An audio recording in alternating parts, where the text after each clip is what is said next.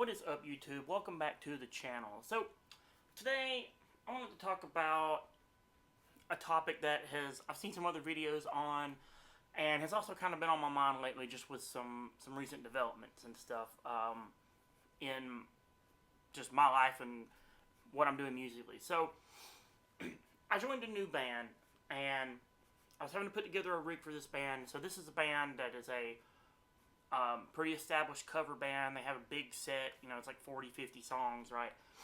And I was having to put together guitar tones and stuff for this and trying to learn all these different covers and thinking about the rig and what I needed live for it. Also versus, my other band, which is completely different, all original music. Write all our own songs, like playing all original shows, that kind of thing. So, I needed some versatility between all that, right? And as many of you know, I have the Head Rush, the MX5, and I've been using it with my band live, and I love it.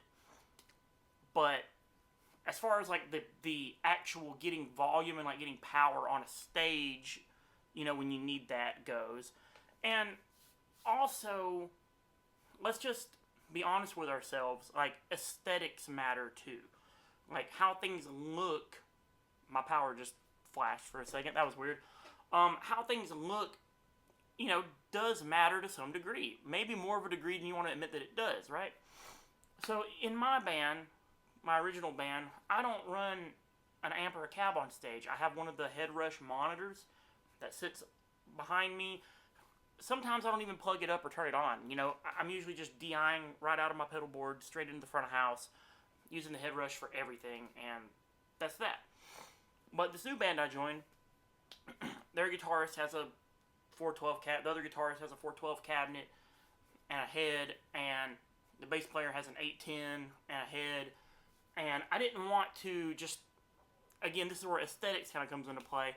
I thought it would look kind of goofy if I just had that Head Rush speaker sitting on the stage and they had this back on, You might think it's silly to even worry about that kind of thing, but, I wanted it to look cohesive. I wanted it to look, the part, if you will, right? Like, the way I kind of think about it is like if you joined a country band, you wouldn't show up with, like, death metal face paint on and spikes all over your arms and stuff, right? Like, that's not the vibe, for a country band, right? Likewise, like, if you're in a metal band, you're in some, like, super death metal band, like, you probably wouldn't show up in cowboy boots and a cowboy hat. Maybe you would. That'd be kind of dope, actually, probably, but I digress.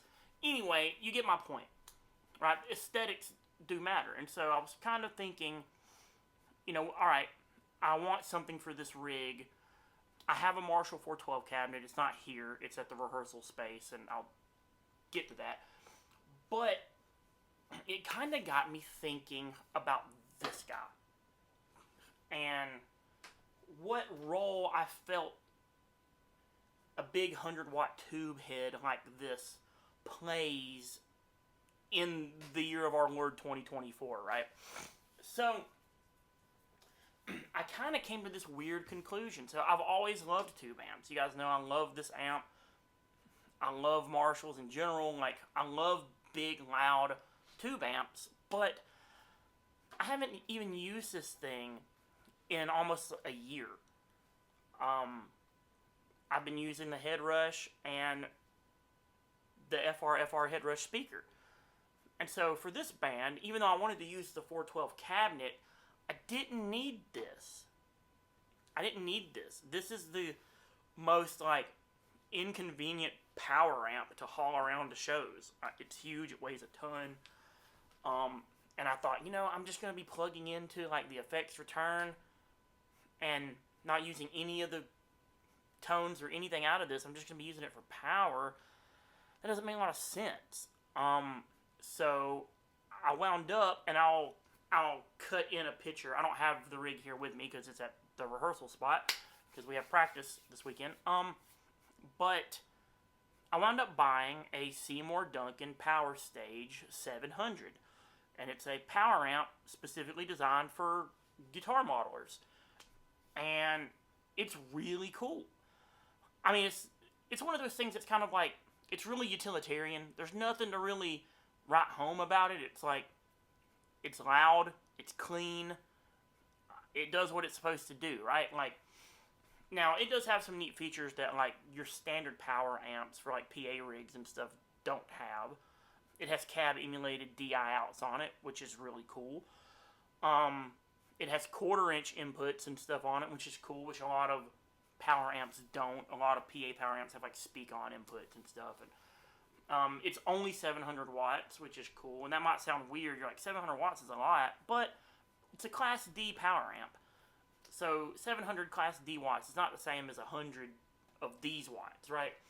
And a lot of your PA power amps are just way too powerful. A lot of them are 1,000 watts or 2,000 watts or 3,000 watts, right? I didn't need that. So, and the Seymour Duncan Power Stage does have bass, middle, and treble, so it has like a global EQ on it. So I can kind of affect my overall tone with that without having to get into like the framework of the head rush and tweak the parameters and stuff, right? Like, if I just want my tone to be a little brighter, I can just go over and notch the treble up on the power stage a little bit, and I'm good to go. And so that got me thinking, what's the purpose of something like this in 2024? And I came to this conclusion. I'm going to sell this guy.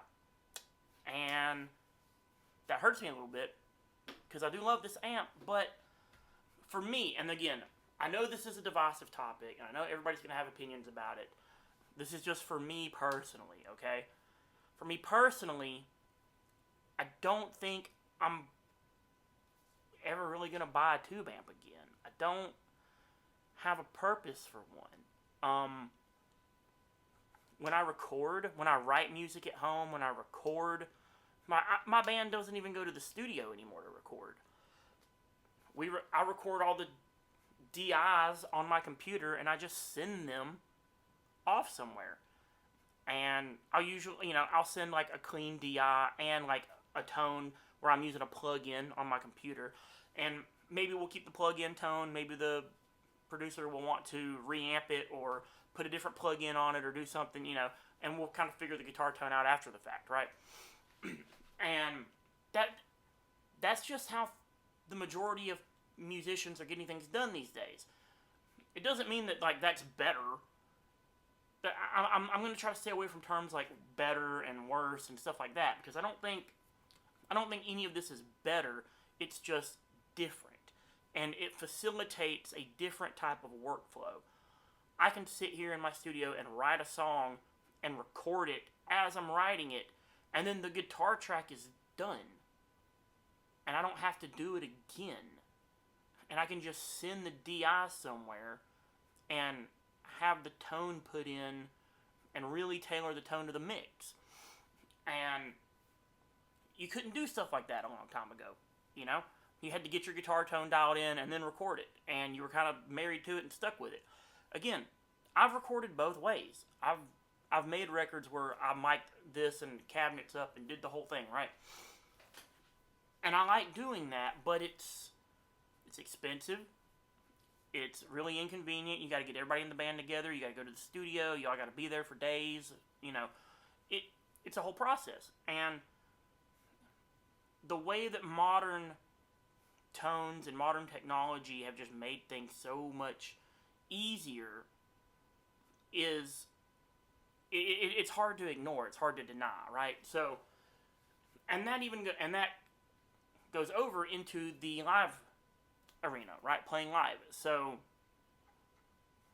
I can take this thing, and it weighs a ton, and it's super loud, and I can get 2 or 3 tones out of it. I got a good dirty tone. I can kind of get a crunchy tone if I need to, a clean tone, right? But I gotta have a pedal board with delays and overdrives and reverbs and whatever else on it, right?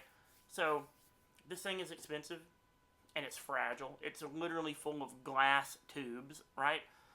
And I gotta have a pedal board with all the pedals on it, and I gotta have the 412 cabinet, right? So I came to this conclusion playing through the new rig with the power stage. Was like, the head rush does everything I need it to, It's got all the amp models built into it. It's got all the effects I could ever want built into it. And that's a pretty basic kind of unit. You start looking at a unit like the Fractal Axe-Fx or like the Quad Cortex, and they just came out with an update for the Quad Cortex where you can use the Neural DSP plugins that you've bought and purchased that you have on your computer. You can use them on that unit now in the real world, which is insane and super awesome.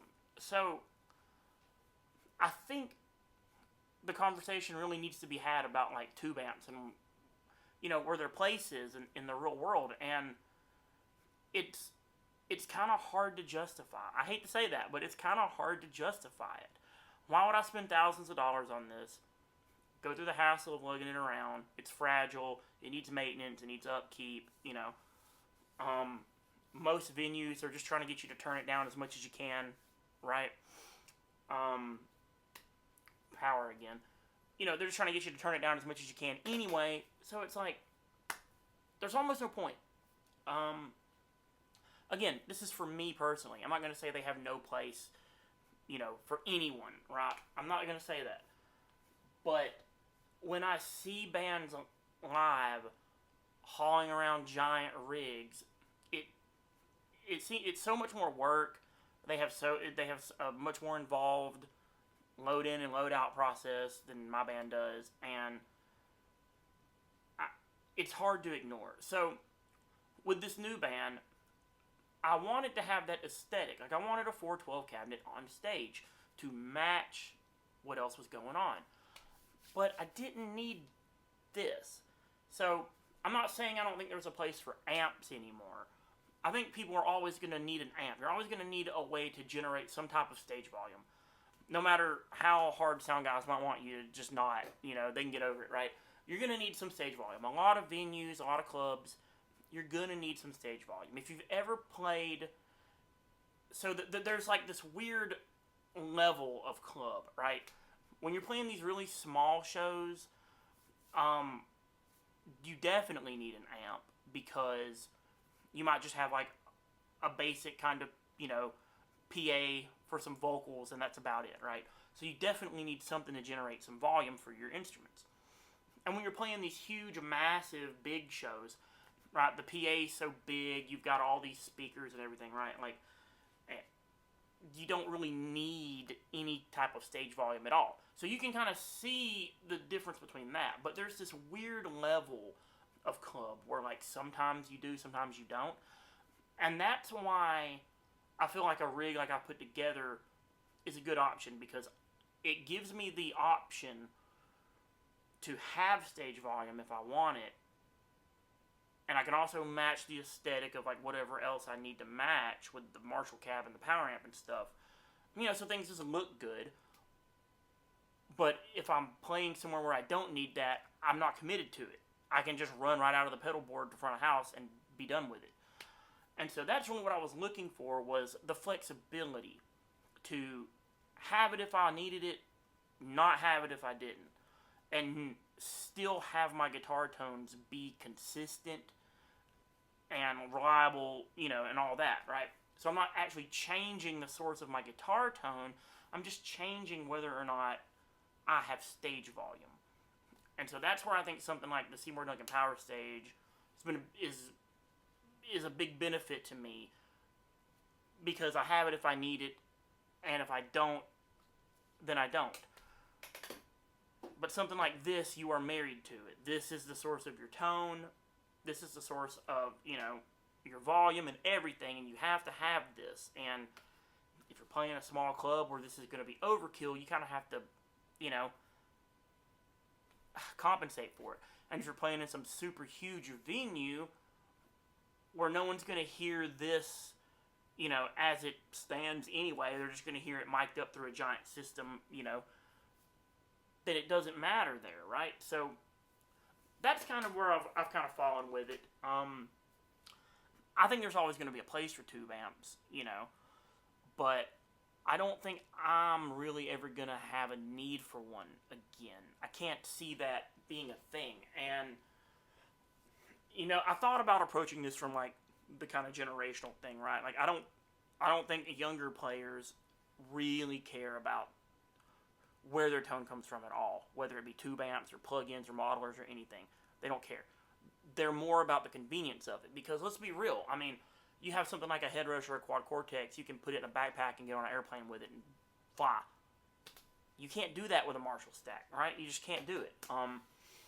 You know, if you're playing a festival gig where you only have like a 30-minute set, do you really want to carry all this to do that? You can take your pedal board, and I've been in this situation a bunch of times, where we were playing a 25, 30-minute set at a festival, and I had a guitar and my pedal board, and cool, did the show, you know, because I didn't have to lug this around. But I didn't think that was like a really great way to approach it, and the reason is because my dad, who is in his late 60s, right, and he still plays and gigs and stuff all the time, he just bought one of the new Fender Tone Master, like, deluxe reverb amps, or it might have been the Princeton one, I can't remember which one it was, and it is like an all-digital modeling version of like a Fender Princeton, and it's small, and it weighs like 25 pounds, you can just pick it up and carry it around, and it's got cab emulated DI outs on the back of it and everything, and it's like, I think even older generations of guitar players are starting to see the benefits of this type of technology, of not having to haul around these fragile, big, cumbersome, like, tube amps, you know.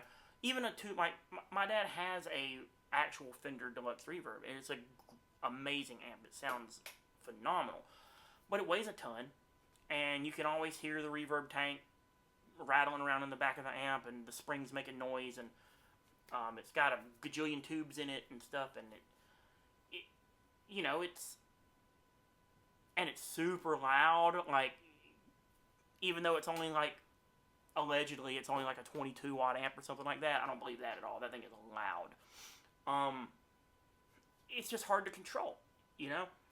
And you can take something like the Tone Master Deluxe amp that he got, and you can attenuate it down to like half a watt. It's got cab emulated DI outs on it. You don't have to mic it up. Like, you never have to worry about tubes blowing or anything like that. Like,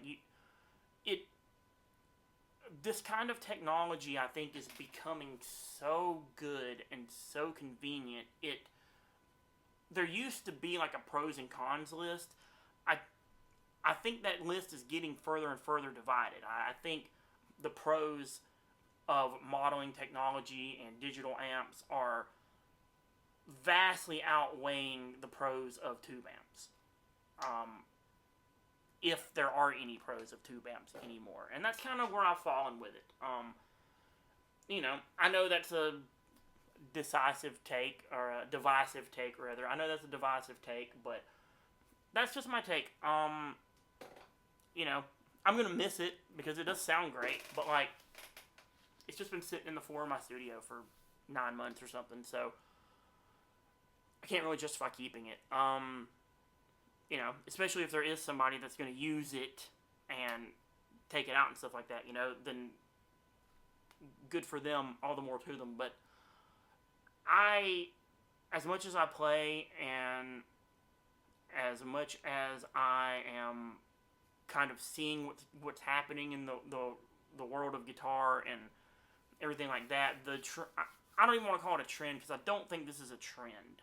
This is not a trend. This is definitely a new era of being a guitar player. And I think there will be a whole generation of guitar players coming up that never own a tube amp, don't even care for it, and will kind of wonder why we even bothered with them ever. And that'll be funny to see, but because we had to, will be the answer, because that's the only options we had at the time. And so that's just what we had to do, was haul these big things around. But we don't have to anymore. And I think if you've been afraid of the digital technology, I think if you're kind of old school and you've been turned off to it, I understand. I was like that for a long time. And so my advice would be to try something out. You know, don't go out and buy a super expensive modeler or something like that, but find a plug-in. Find a good plug-in on your computer, you know, based off of an amp that you like. Most of these plug-ins, you know, range anywhere between like $80 to like $150, just depending on the feature set of the plug-in, right? So you can get into one for not a whole lot and just mess around with it. Watch some videos on it. Just experiment with it and see what kind of tones you can get out of it. Because I've been very happy with the plugins I've been using and the guitar tones I have access to, and they always sound like that. I mean, that's the thing about this, is sometimes this guy is a little fickle. Some shows he sounds better than others, you know, depending on what the voltage is like in the venue we're playing, or if the place is grounded properly, or, you know, there's a whole plethora of things that go into making sure this sounds the way it's supposed to sound. And modelers and plugins and stuff just do not have those kinds of issues. And the longer you do this, I was having this conversation with a buddy of mine yesterday. It's like, the longer you do this, the more you just really start to care about the consistency of it all.